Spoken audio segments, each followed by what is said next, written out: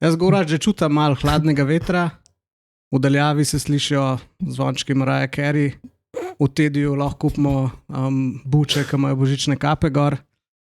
Tako da pač prihaja jesen, prihaja zima in mislim, da je skrajni čas, da se pogovarjava o Black Fridayju. Torej o tem, kako se nanj pripraviti, kaj so dobre prakse, mogoče kakšna najna osebna izkušnja.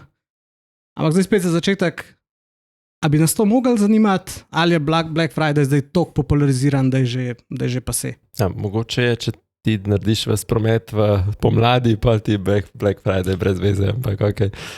Ne, drugače pa ja, prihaja poleg božičnega vzdušja, prihaja obdobje, ko trgovci lovijo še svoje plane in ko se pravzaprav dela, v bistvu je tukaj zdaj ta meka potrošništva, zapravljanja, kakorkoli hočemo reči, ljudje stvari nakupujejo.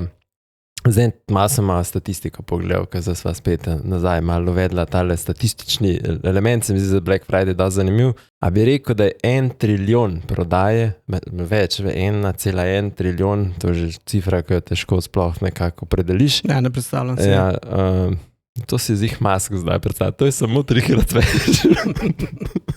No, ampak več kot 1 trilijon v tej holiday season se nekako to mer, to je nekje od Black Fridayja naprej, takrat to štarta, pa pol še december se nekako tudi šteje v to noter.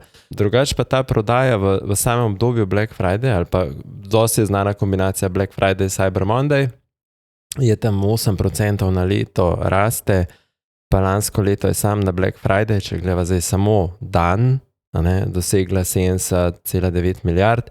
Je pa ful zanimiv, mi tudi, ko delamo do Shopifyom, da ima malo te podatke, pol pač tudi pod njih pogledamo, da recimo njihovi trgovci 9,3 milijarde prometali. Se pravi, te mali trgovci, koliko so v bistvu uspeli dejansko rast neko narediti.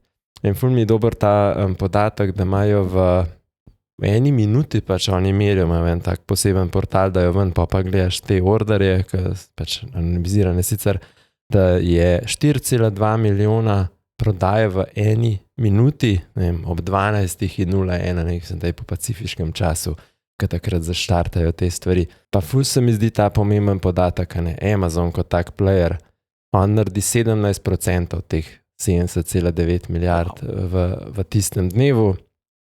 Mislim, da pa ni to največ, no, ko imamo še ta Singles Day, da se na o tem pogajal, ker je res pač kitajska zadeva, pač od AliExpressa verjetno tudi temujo in teh. Tako da danes grejo res na Black Friday.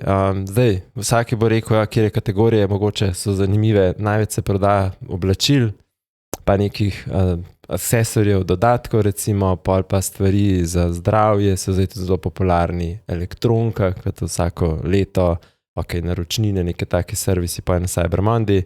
Pa je zanimivo, tudi izdelki za vrt, pa dom so še vedno visoki. Je pa to ful široka kategorija. No? Ja, pa verjetno vse, kar pač gre v darila, ker vse, kdor je spretan, pa planira, bo pač darila kupil takrat, ko jih lahko dobi cenejš. Ali pa zadnji moment, ko se tudi trgovci že probajo znebiti zalog, ne? Tako je.